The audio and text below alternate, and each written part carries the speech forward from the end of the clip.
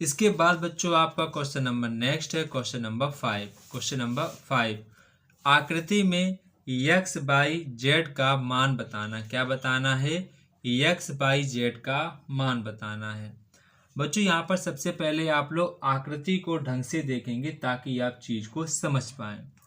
बच्चों यहाँ पर आप सबसे पहले देखिए, ये साइन लगा, ये साइन लगा, ये साइन लगा, इसका मतलब है इसकी सभी भुजाएं कैसी हैं? बराबर हैं। कैसी हैं? बराबर हैं। और इसके विकर्ण एक दूसरे कैसे कर रहे हैं? लंब पर समद्विभाजित कर रहे हैं। यहाँ पर दिखाया गया पर साइन नहीं लगाया गया है। तो इसका मतलब क्या हुआ? ये आपकी आकृति कौन सी हो जाएगी? तो ये बच्चों आपकी जो आकृति हो जाएगी, ये आपकी हो जाएगी सम चतुर्भुज की। कौन सी हो जाएगी? सम चतुर्भुज। कौन सी हो जाएगी? सम चतुर्भुज की आपकी ये आकृति हो जाएगी। ठीक है, ये आपको समझना भी आना चाहिए। ठीक है, मैं इस आकृति को यहाँ पर बना लेता हूँ ताकि आप चीजों को समझ पाए। जैसे कि ये देखो, इसके विकर्ण ये बनाए गए, तो मैं देखो विकर्ण बने नहीं बने, ये भी विकर्ण बने, लंब पर देखो कट एक दूसरे को लंब है कि नहीं? लंब है।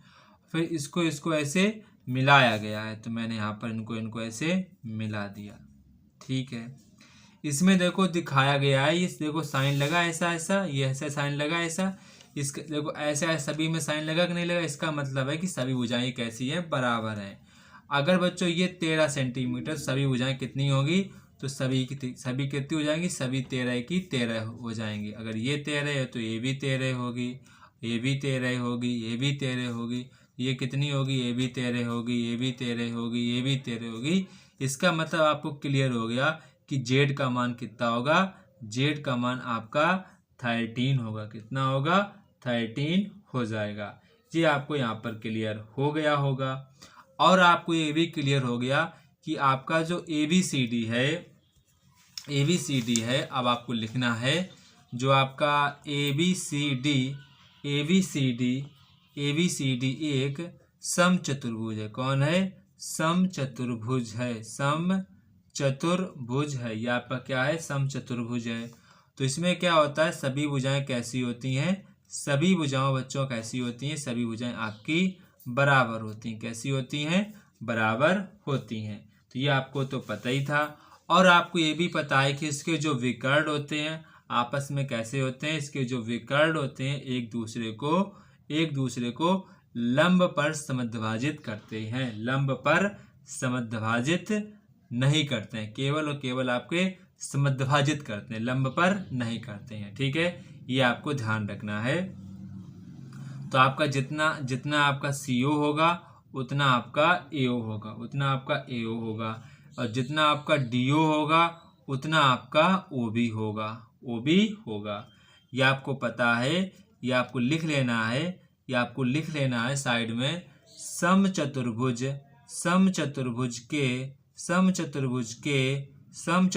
के विकर्ण एक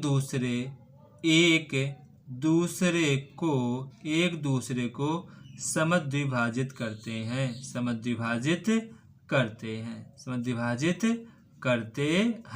ठीक है, करते हैं। ठीक है, अगर यहाँ पर लंब मान लोगे तो भी कोई दिक्कत नहीं, मान लोगे तो भी कोई दिक्कत नहीं। अब यहाँ पर देखो, ये आपको 5 दिया गया है, ये आपका y है, ये आपका 4 दिया गया, ये आपका x है। अब देखो काफी आसान हो गई। आपको ये पता है कि जितना ये होगा उतना ये होगा, और जितना ये है उतना ये होगा। ये देखो मैंने अभी यहाँ पर चीज लिखी नहीं लिखी, आपको पता है जितना आपका CO होगा उतना आपका AO होगा, जितना आपका CO होगा उतना आपका AO होगा। तो अगर CO की वैल्यू 5 है तो AO की वैल्यू कितनी होगी? तो यानी कि y की वैल्यू कितनी होगी? 5 होगी। कितनी होगी? 5 होगी। अब ये जितना आपका DO होगा उतना आपका OB होगा। OB कितना आपका 4 है तो DO कितना होगा? OB 4 होगा। Z का मान 13 हो जाएगा। तो आपको सारी चीजें आपने निकाल ली। ठीक है, तो यहाँ पर आप लिख सकते हैं कि x की वैल्यू कितनी है आपकी? 4 सेंटीमीटर, y की वैल्यू आपकी 5 सेंटीमीटर और z की वैल्यू आपकी 13 सेंटीमीटर। ये आपका आंसर निकल के आ जाएगा। ठीक है, तो यहाँ पर भी आपको कोई दिक्कत नहीं होनी चाहिए। ठीक है, इसके बाद क्वेश्चन नंबर आपका नेक्स्ट है question number 4। Question number sorry question number आपका है 6, क्वेश्चन नंबर 6। यहाँ पर आपसे कह रहे हैं कि निम्न आकृति का परिमाप बताइए। क्या बताइए?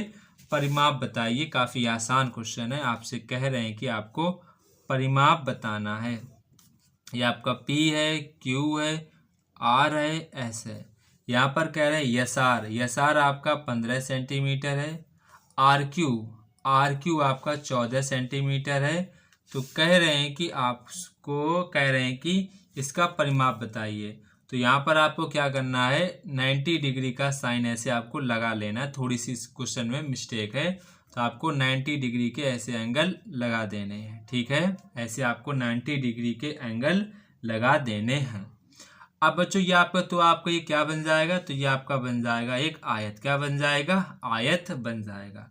आपको पता है आयत की सम्मुख भुजाएं कैसी होती हैं? बराबर होती हैं। अगर ये 15 है तो ये कितनी होगी? 15 होगी।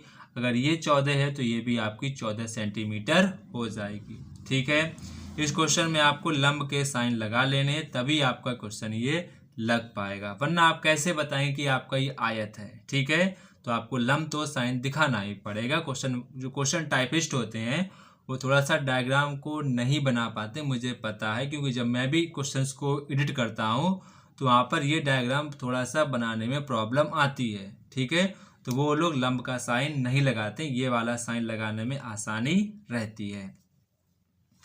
तो यहाँ पर आप देखेंगे परिमाप। क्या देखेंगे? परिमाप। बच्चों मैंने आपको परिमाप का फार्मूला बताया था। देखो वैसे अगर हम आयत का परिमाप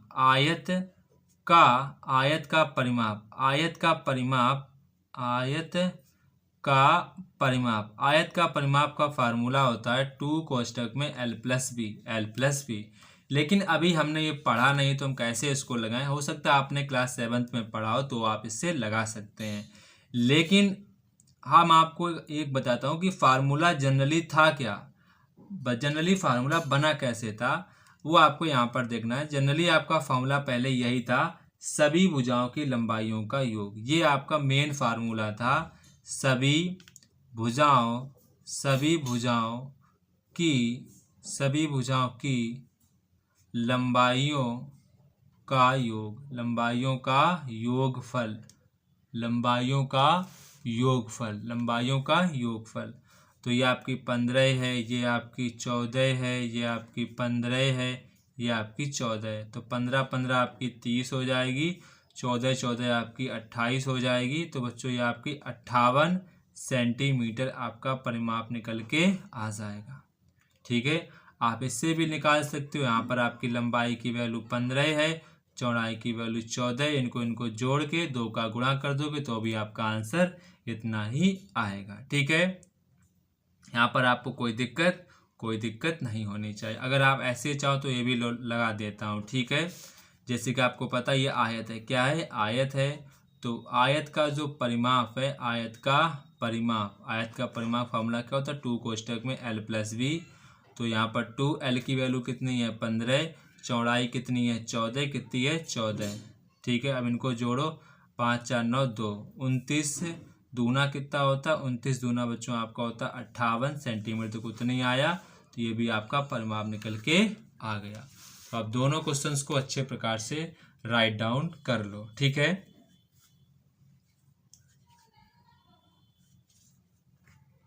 इसके बाद आपका क्वेश्चन नंबर यहाँ पर 7 है। क्वेश्चन नंबर 7 में कह रहा है कि KLMN एक आयत है। क्या है? आयत है। अब आपको पता होना चाहिए कि आयत के विकर्ण एक दूसरे को लंब पर समद्विभाजित करते हैं। कहाँ पर करते हैं? लंब पर समद्विभाजित करते हैं।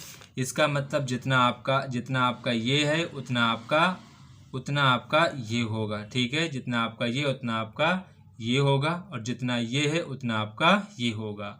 तो आपसे कह रहे हैं कि एक दूसरे को विकर्ण O पर प्रतिच्छेद करते हैं, तो आपको यक्स का मान बताना। क्या बताना है? यक्स का मान बताना है। ठीक है, क्वेश्चन काफ़ी ज़्यादा इंपॉर्टेंट है। इस क्वेश्चन को आप सभी बच्चे इंपॉर्टेंट डाल लेंगे। ठीक है, ये क्वेश्चन पूछा भी जा चुका है एग्जाम में। KLMN एक आयत है, तो पहले इस चीज को समझो आप लोग। क्वेश्चन नंबर आपका 7 है।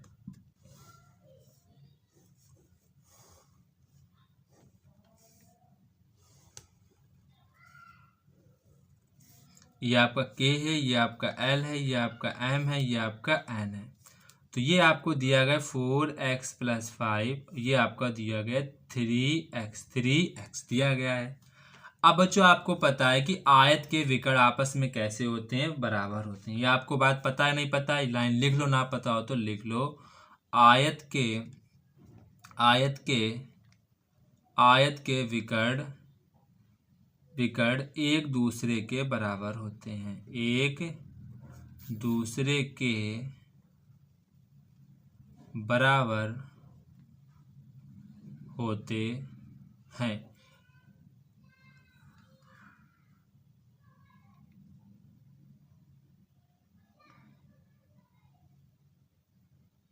बराबर होते हैं, ठीक है।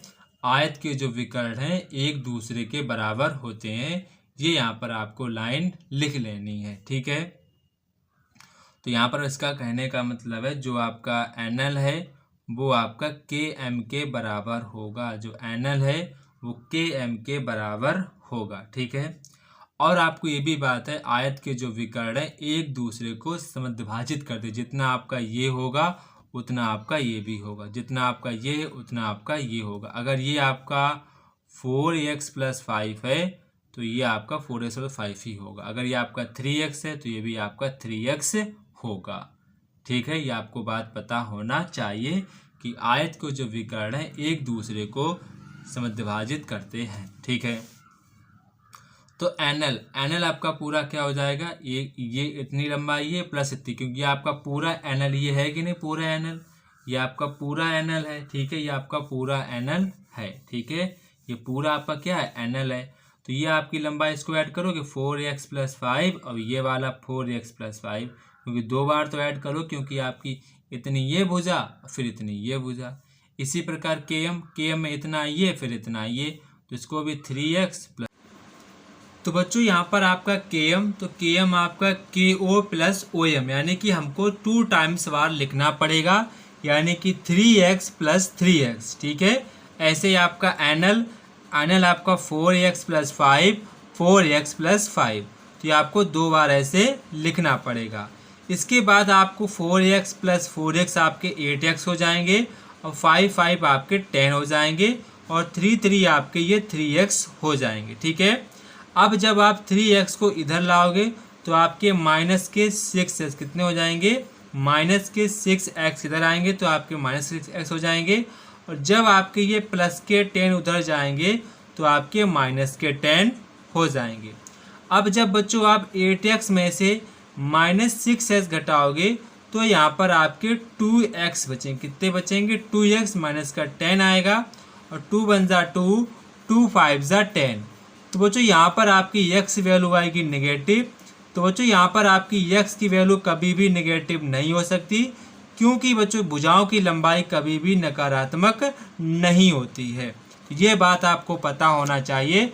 हमको यहाँ पर नेगेटिव वैल्यू नहीं लेनी है। क्यों नहीं लेनी है, क्योंकि भुजाओं की लंबाई कभी भी नेगेटिव में नहीं आती है, इसलिए हमको नेगेटिव को छोड़ देना है। यही बच्चों हमारा आंसर निकल के आ जाएगा। तो बच्चों यहाँ पर आपसे x का मान पूछा गया था, x का मान आपके निकल के आ गया है। तो बच्चों आज हम लोगों ने अभ्यास 3.4 को कंप्लीट कर लिया है। अब बच्चों नेक्स्ट जो हमारी एक्सरसाइज होगी वो आपकी विविध अभ्यास होगी। तब तक कि आप सभी बच्चों को जय हिंद, अच्छे प्रकार से पढ़ते रहो और इसी प्रकार आगे बढ़ते रहो।